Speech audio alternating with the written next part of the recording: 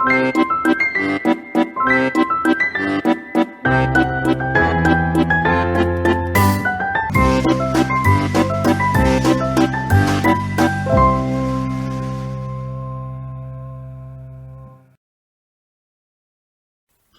Ink Luisterstories bied aan.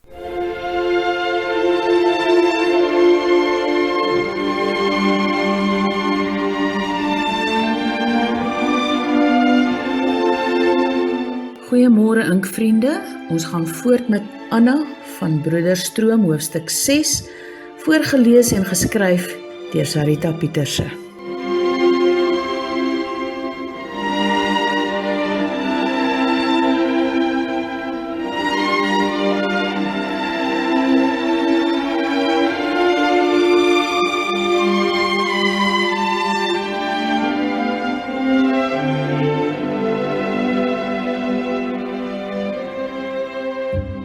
Daar gaan 1000 vrae deur Anna se kop. Sy maak haar mond oop om iets te vra, net toe Nikkie angsbevange gil. Anna word in 'n millisekonde Suster Anna. Sy ondersoek Nikkie vaardig en skakel onverwyld die hospitaal om iemand te stuur sodat Nikkie opgeneem kan word. Dit is binne loopafstand, maar Anna wil nie die kans waag nie. Minute later stop een van die hospitaalvoertuie voor haar deur en hulle help Nikkie in. Sy klou krampagtig aan Anna se hand. "Asseblief aan, moenie my los nie," pruwel sy bewerig. Anna verseker haar sy is reg agter hulle en gaan verkleef vinnig. Sy kom enkele minute later die kraamsaal binne, nadat sy haar ma en Willem laat weet het. Anna loop dokter van der Merwe in die gang voor Nikkie se kamer raak. Hy skud sy kop vir haar. "Jammer suster, as sy net al 'n bietjie verder was, maar op 20 weke... Anna knik net haar kop, weet sonder dat hy verder hoef te verduidelik. Aan die een kant dink sy dat dit beter so is. Nie dat 'n klein lewetjie nie kosbaar is nie, maar die twee self nog kinders. Nikkie behoort eintlik nog op die skoolbanke. En die omstandighede... Toe sy die saal binnekom, kyk sy simpatiek na die jong meisie. Nikkie gryp weer na Anna se hand, soos 'n bang kind na haar ma sou gryp. Anna praat sag, kalmerend met haar. Toe daar weer rustigheid kom, vertel Nikkie hortend die storie. Sy en Willem is 3 weke gelede stil voor die landdros getroud, sonder haar pa se toestemming. Sy het aan hom 'n skoolbrief voorgehou om te teken, wat eintlik die brief was waarin hy toestem tot haar en Willem se huwelik. Hy het dit geteken sonder om deur te lees en die volgende dag is sy en Willem getroud. Haar pa was buite homself van woede. Hulle was nog besig om die skok van haar swangerskap te verwerk, toe Nikkie en Willem hulle kom meedeel hulle is getroud, met sy toestemming. Haar ma wou nog keer, maar haar pa was soos 'n wegholtrein teen 'n afdraande, wou niks weet nie. Hy het haar nie eers kans gegee om haar klere te pak nie. Sy moes uit, dadelik. Hy wil haar nooit weer sien nie.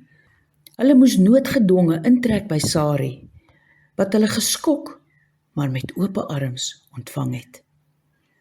Willem moes die volgende dag terug werk toe. Nikkie het 'n geleentheid dorp toe gekry saam met een van Hermanus se groentelorries baie vroeg. Sy wou met Anna kom praat, hoor of sy nie kan help met babagoetjies en die bevalling en so nie. Haar paale is buite die kwessie en ma Sari het reeds so baie om voor te sorg. Dit was net toe sy aan Anna se deur klop dat die ergste gebeur.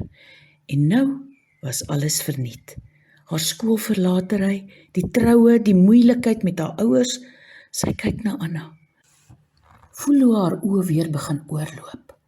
Anna troos, maak haar gemaklik en gaan vra vir die dokter om haar iets te spuit om haar te laat slaap. Sy kry haar ma en Willem in die gang, deel hulle mee wat gebeur het. Sari kyk na haar Willemkind.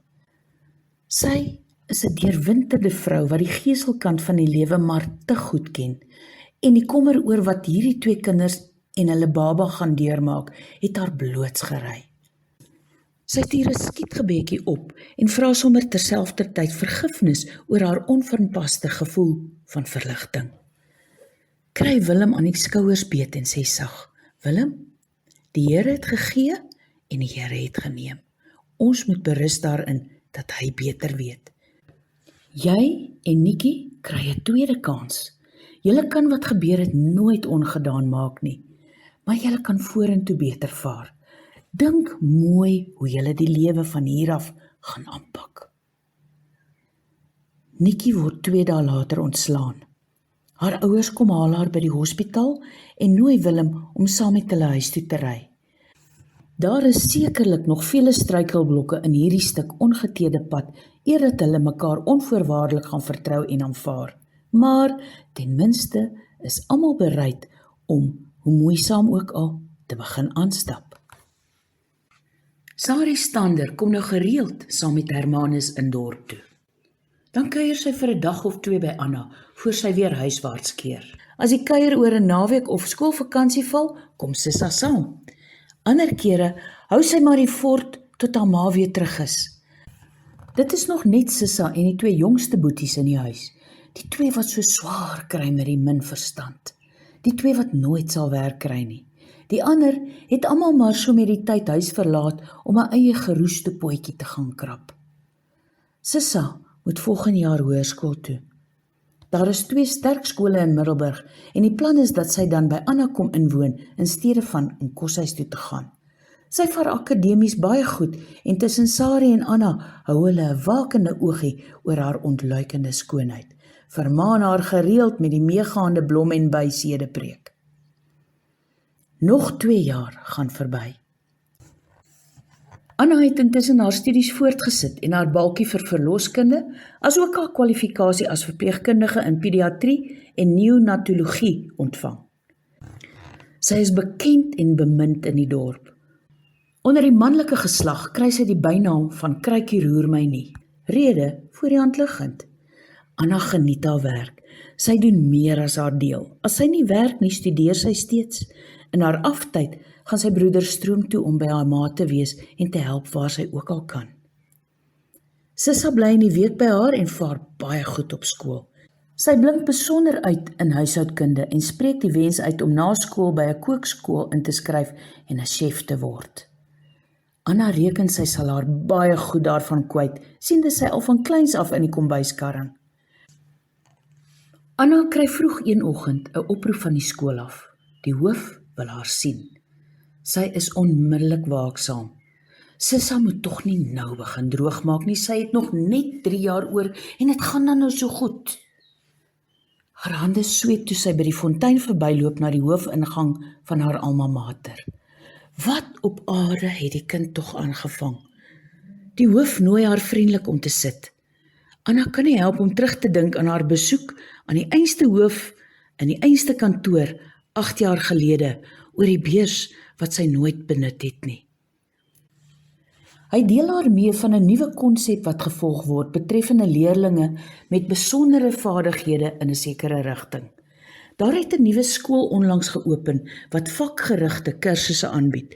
Sissa is 'n ideale kandidaat en hy het haar prestasies aan hulle voorgelê vir oorweging.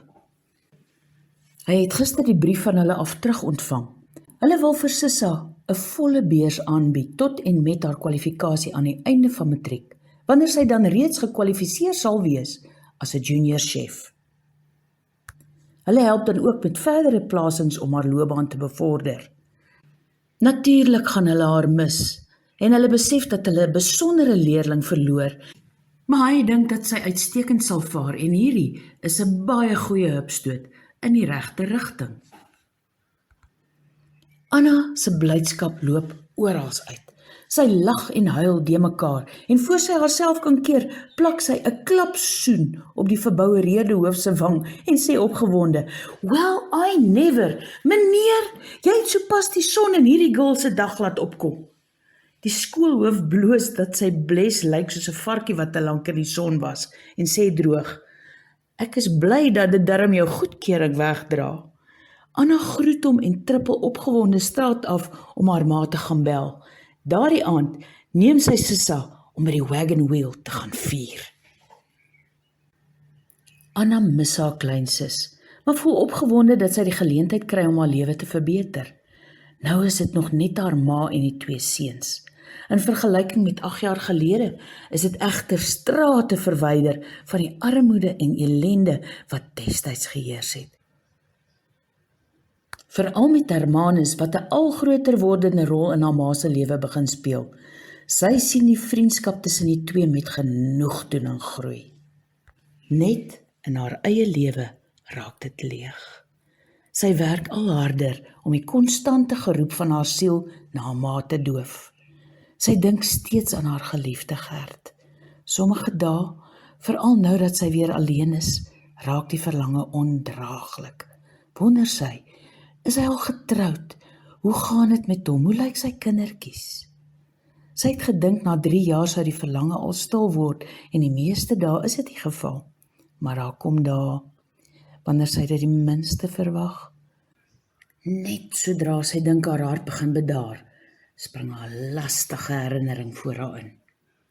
Soos die dag toe sy en Sissa gaan uiteet het en die kelner vir haar die wynlys aangee met Rietbos Kelder se wyne daarop. Of as sy haar kombuiskas oopmaak en die glansende kristalglase wat Gert vir haar gegee het raak sien. En dan wonder sy, gaan dit ooit beter raak. Anna is eenmiddag laatdoenig in haar woonstel, toe daar 'n klop aan haar deur is. Sy maak die deur versigtig oop, kyk vas in die warm, donkerbruin oë van Andrei Cronje. Voor Anna kan dink, val sy die man hartlik om die hals, haar blydskap opreg en sonder perk. Dan bedink sy haar en kruip terug in haar dop, raak waaksaam. Hoekom is sy hier? Sy nooi die man in en bied tee aan. Andrei Cronje kyk Anna waarderend agterna toe sy gaan tee maak. Hy kan verstaan dat sy seun sy hart so totaal op haar verloor het. Sy is 'n agtermekaar meisiekind. Die afgelope jare se swaar kry het haar skoonheid net verdiep. Wat het Bonita aangevang? Hoe gaan hy regmaak wat sy vrou verbrou het? Anna kom terug met 'n skinkbord tee gery. Sy sit dit neer en skink vir hulle. Toe beide met 'n koppie tee in die hand sit, kyk Anna hom ernstig aan en vra sonder omhaal: "Meneer Cronje, hoekom is u hier?" Andrei skuif ongemaklik rond. Hierdie is nie 'n katjie wat vir die eerste piering melk gaan maak raak nie. Hy sal sy woorde reg moet kies.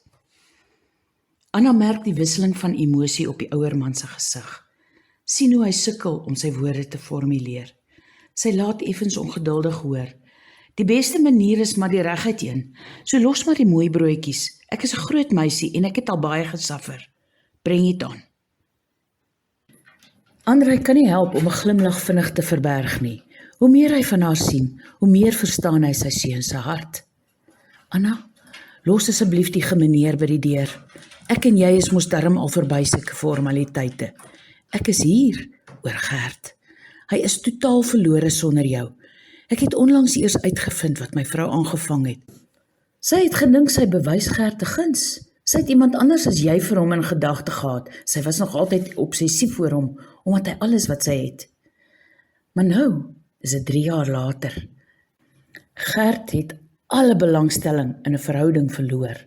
Geen meisie weeg op teenoor jou nie. Hy is amper hardvochtig as dit daarby kom. Asof dit hom behaag gee om 'n meisie uit te neem en haar vir 'n rukkie die hof te maak en dan net so te laat staan, meestal op vernederende wyse. Hy werk soos 'n besetene, Anna. Ek kry hom dikwels na ure in die kelder, in sy kantoor, op die rusbank vas aan die slaap. Hy kom soms vir dae nie uit die kelder nie. Anna, my kind is sielsongelukkig oor jy sommer net verdwyn het, sonder verduideliking. Anna maak haar mond oop om 'n aanval te loods, maar Andrei hou sy hand omhoog. Ek weet. Bonita is die sog in hierdie storie. Sy het my alles vertel toe sy begin besef wat haar gemeenheid aan haar eie kind gedoen het. Ek het eers toe verstaan hoekom jy so in die lug verdamp het. Hoe het julle geweet waar ek is? Vra Anna ongelowig. Andrei glimlag meewarig. Jy het reeds te doen gekry met my vrou se vindingrykheid om inligting te bekom.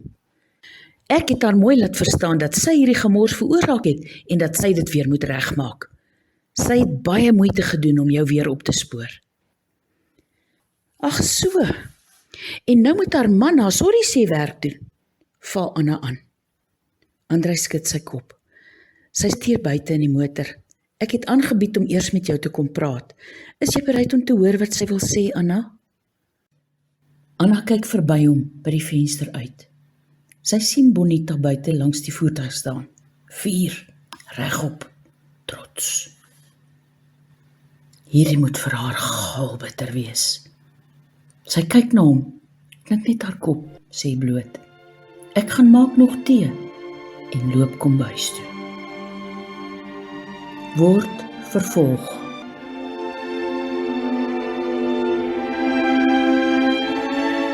Daar sy vriende, ons hoop dat Anna se lewe nou uiteindelik in 'n positiewe rigting gaan loop.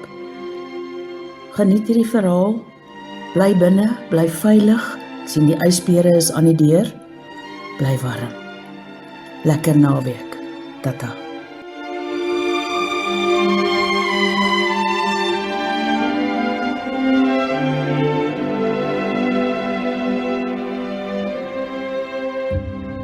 Dit was 'n produksie van In Ink Luisterstories. As jy daarvan gehou het, volg gerus ons kanaal deur die subscribe knoppie hieronder te druk. Lewer asseblief ook kommentaar op die stories en vertel vir ons wat jy daarvan gedink het. Dit sal ons in staat stel om nog baie meer soortgelyke stories aan jou te bring.